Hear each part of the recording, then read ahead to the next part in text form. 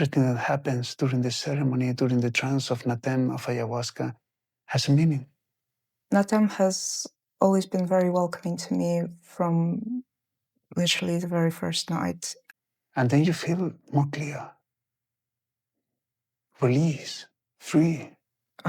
Well, I can say that it brought me back into my body. It brought me back to reality. It made me face some very difficult things about my situation in life. Enough conviction and confidence to empty myself and live like an animal, like a beast.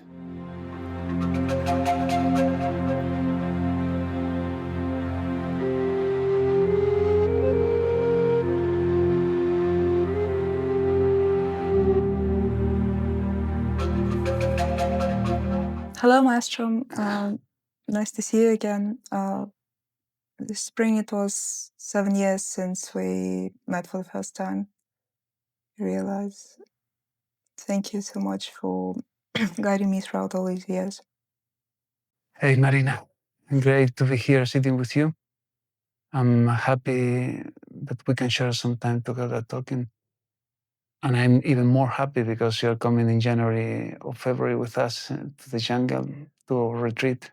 Yeah.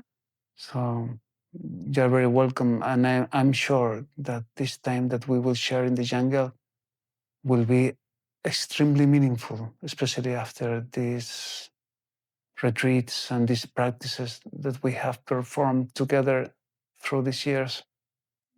Thank you so much for providing all this guidance after all this time. Every time I come into the ceremony, something changes for the better, and it has been consistently the backbone of my life. You're living in a different country where you're from originally. So, as I understand, you are from Ukraine, right? No, I'm from Russia. Ah, you're Russian. I'm half Ukrainian. Half Ukrainian. I knew something about.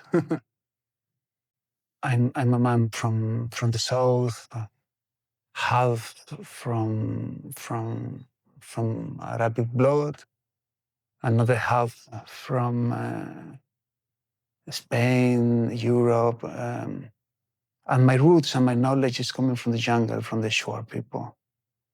So for me, it's very interesting to know a person with your roots, what these teachings of the shore people, what these teachings of shamanism, traditional shamanism, has helped you, or what does it mean for you? Well, to me, shamanism has always been about healing and about being closer to nature, because Russia is a very cold and dark and very disconnected from the light of the sun. It can be very dark for months on end, and I think it's influenced our culture very much. And in the jungle, there is just so much life. Everything is so primal, so raw, and so filled with force. And the Amazon is, I believe, the source of like 75% of all ingredients for all medication in the world. Like not even in traditional medicine, but the medication that doctors prescribe, most of it is sourced from the Amazon, because the life there is just so versatile and so full of healing properties. And we don't even know a tiny fraction of what is out there. I think of the jungle as the mother of the people.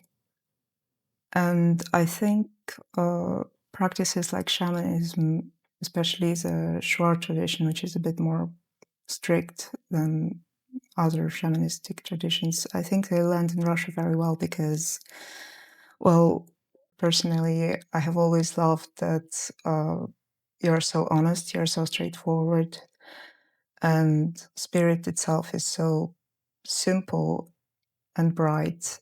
And, well, facing yourself, facing your shadow, it can be very overwhelming. And I think in Western European countries, it's a bit more difficult because they're just used to being treated with more respect and more, and being confronted with yourself, with the truth of yourself, it can be very liberating and very healing.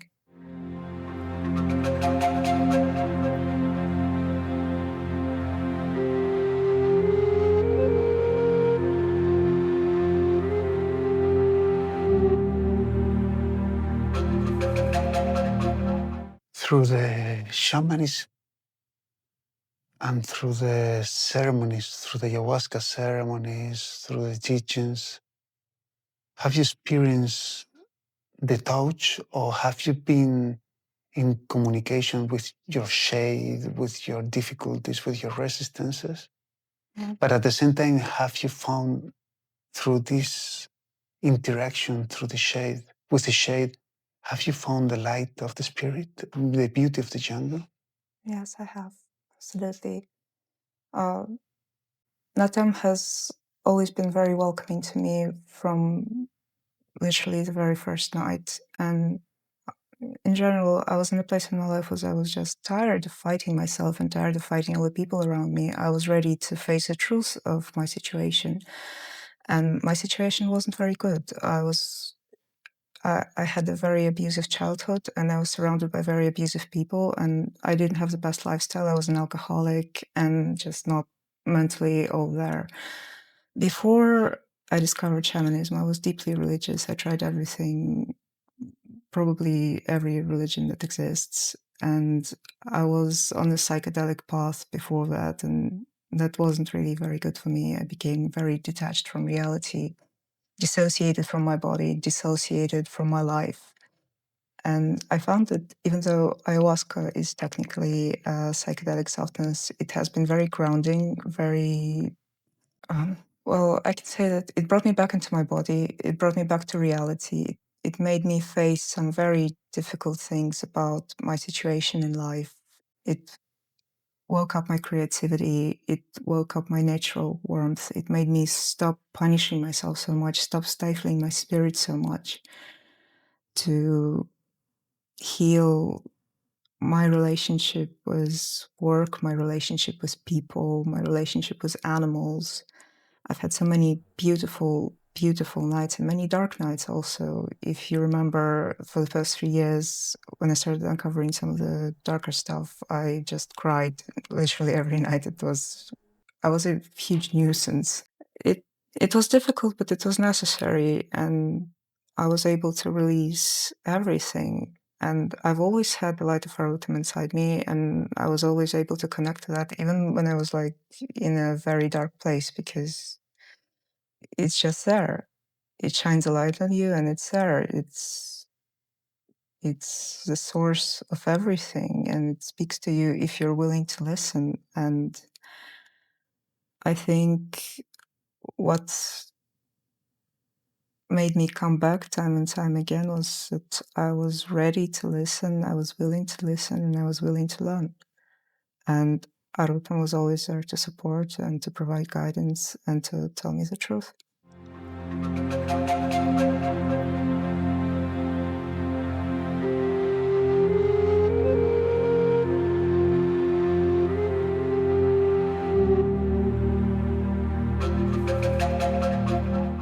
It's very interesting for me to listen that yes, ayahuasca has these psychedelic effects as well, but it's not just a kind of delusion, a kind of experience.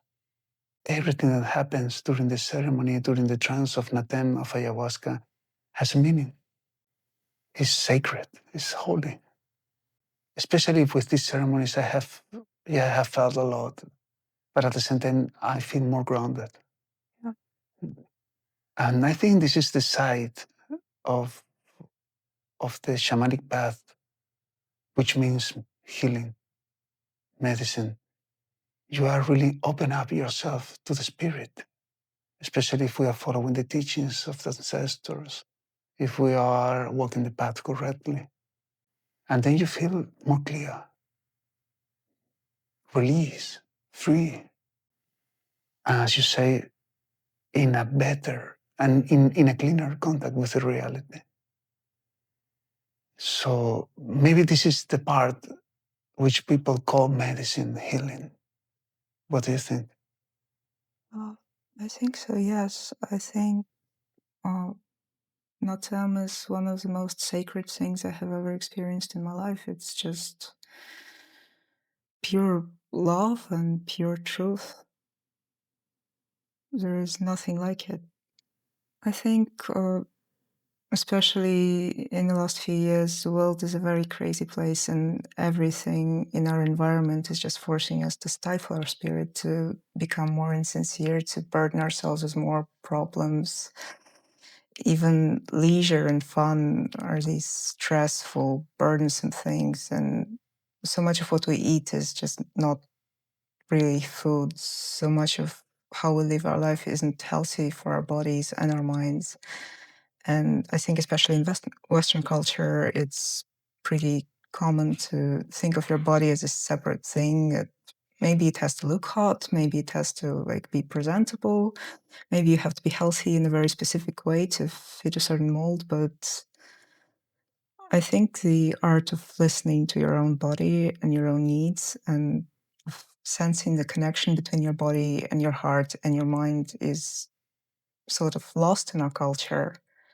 And the ceremony really brings it back because it heals the body, it heals the spirit, it heals the mind. For me, the shamanism has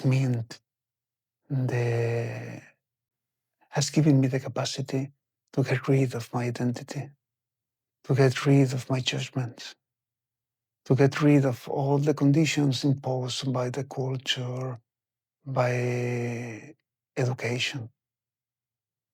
And really, I have been able, especially through my years working in the jungle with my ancestors, with my elders, I have been able to trust in my instincts as a mean to be in communication with my spirit. Allow my spirit, allow Arutam, the great spirit, flow through me, through my instincts, and trust in that. Live with that confidence. Honestly, through the ceremonies and through the loops in the visions and through the relationship with the shade, with the darkness, I realized that thinking, the thought, is a waste of time that consume ourselves. So through the ceremonies, I developed, through the suffering as well, enough conviction and confidence to empty myself and live like an animal, like a beast, just trusting in this intelligence behind existence that through ayahuasca and the ceremonies is revealed. Not easily, sometimes with a lot of pain and suffering, but especially in the beginning only. Yeah. Have you experienced something like that? Yes, many times. Unfortunately, sometimes the simplest things aren't easy to achieve because that emptiness, that sacred connection to spirit, when you feel it, there is no other way to live, and you don't understand how you could have forgotten that. But in our lives, we create so many complications from ourselves that it can take many, many years to truly become free for real. It's so loving and so pure that it's very hard to trust it sometimes.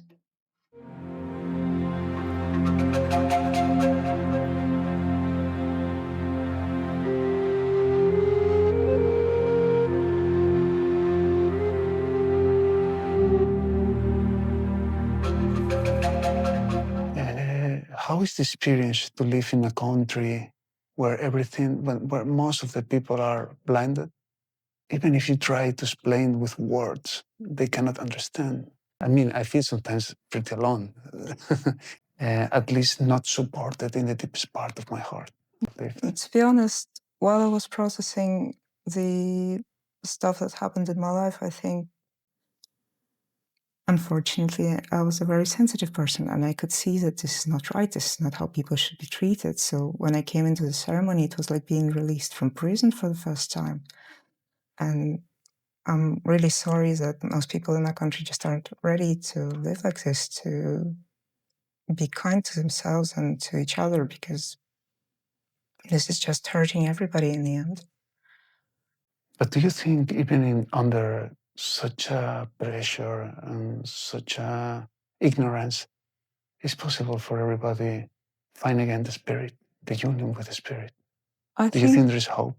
I think having so many painful experiences can actually push people to wake up, because either it breaks you or you wake up. There is no other way. You can't hide from it forever. And how do you see the future? I mean, the new generations, the new children. How do you see, do you think it's possible to set up again a path for them and give them back the human right with the knowledge of their real origin? If it's possible, a new education? Uh, I think so. I Yeah. think so. But we're going through very rough times right now. But I think it's been so rough in most places in the world for the past few years that people are starting to get very sick of this, because this isn't right. It's not right to treat people like this. It's not right to exploit people's labor. It's not right that there's so much poverty, and it's not right what we're doing to nature. And I think a lot of people feel anxious. They just don't really know what to do about it. But I notice a lot of younger kids, especially, they are coming up with ways to clean up the ocean. They're coming up with ways to live more frugally. They learn upcycling and stuff like that. People are becoming very disgusted with phones lately. They're using less social media. I'm noticing that people in general know that something isn't right, and people are turning away from the things that poison us. Unfortunately, it's going to be a very long and difficult process because things are the way they are. But younger kids aren't stupid. And traditional shamanism is possible to be learned in the Western world in the new generations? I think so. I think people are very hungry for something real. I want to meet you again after the jungle Okay. and share us Okay. how is the encounter with the jungle and with the ceremonies. Because in the jungle, the presence of Arutan, the embrace of the anaconda, the natem, the ayahuasca is so magic. It's so unique. It's a revelation. So I want to hear your point of view. Yeah, sure.